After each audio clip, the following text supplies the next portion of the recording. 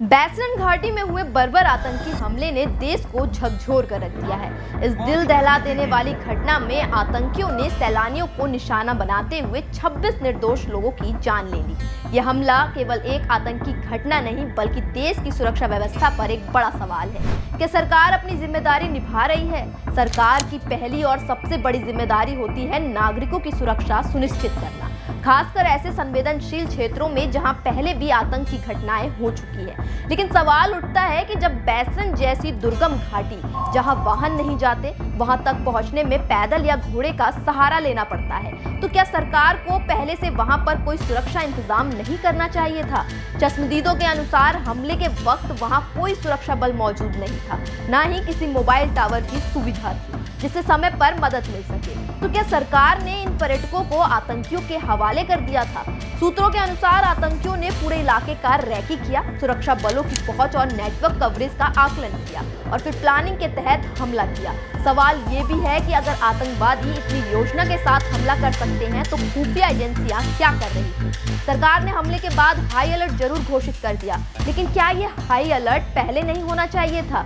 क्या ऐसे पर्यटन स्थलों पर नियमित सुरक्षा गश्त, सीसीटीवी निगरानी, नेटवर्क बैकअप और स्थानीय चौकियों की व्यवस्था नहीं होनी चाहिए?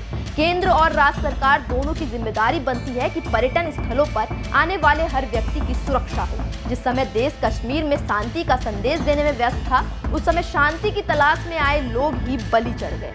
क्या ये विफलता नहीं है? सरकार की ये भी जिम्मेदारी थी कि स्थानीय लोगों को सुरक्षा का भरोसा दिलाया जाए। लेकिन जब आतंकियों ने खुलेआम बिना रोक टोक के नरसंहार किया और फरार हो गए तो ये भरोसा कहीं खोता हुआ नजर आता है। प्रधानमंत्री और अन्य नेताओं के बयान निश्चित रूप से संवेदनाएं प्रकट करते हैं, लेकिन क्या अब सिर्फ बयानबाजी से काम चलेगा?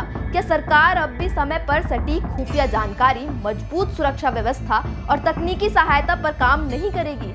इस हमले की अब अंतर्राष्ट्रीय स्तर पर भी कड़ी निंदा हुई है। बता दें, अमेरिकी राष्ट्रपति डोनाल्ड ट्रंप ने इसे गंभीर और चिंताजनक बताया और भारत के साथ एकजुटता व्यक्त की। साथ ही रूसी राष्ट्रपति व्लादिमीर पुतिन ने इस हमले को निर्दोष नागरिकों के खिलाफ बर्बर अपराध कहा और भारत को आतंकवाद के खिलाफ समर्थन देने का आश्वासन दिया।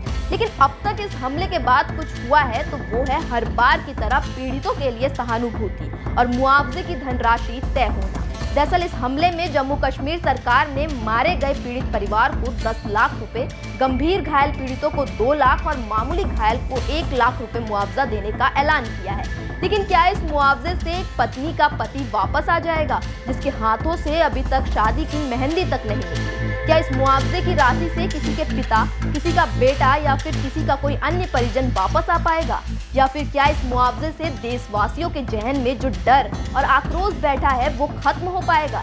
हालांकि 3 संदिग्ध आतंकियों के स्केच जारी किए गए हैं, जिनके नाम आसिफ फौजी, सुलेमान शाह और अबू तला बताए गए हैं। सूत्रों के अनुसार ये हमला लश्कर-ए-तैयबा के डिप्टी चीफ की योजना थी। हमले की जिम्मेदारी द रेजिस्टेंट फ्रंट TRF ने ली है, जो लश्कर-ए-तैयबा का एक सहयोगी संगठन है। TRF को पाकिस्तान की खुफिया एजेंसी ISI का समर्थन प्राप्त होने की भी आशंका है। वहीं इंडियन एक्सप्रेस रिपोर्ट की माने तो पाकिस्तान के रक्षा मंत्री ख्वाजा आसिफ ने भारत के आरोपों को खारिज किया है।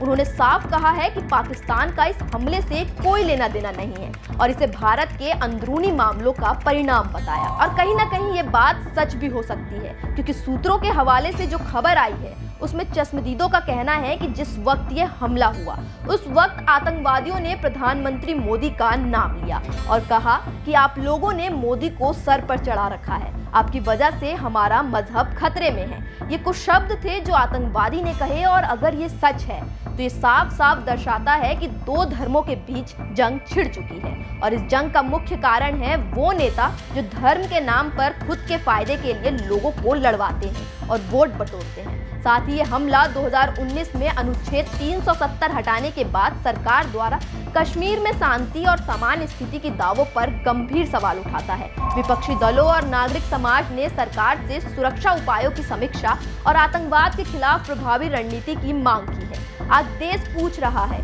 सरकार हमारी जान की जिम्मेदारी तुम्हारी थी, फिर ये लहू किसका है? आतंकवादियों ने जो धर्म के नाम पर धर्म का मजाक बनाया है, मासूम, बेगुनाह और निहत्थे लोगों को मौत के घाट उतारा है, उसका जिम्मेदार कौन है?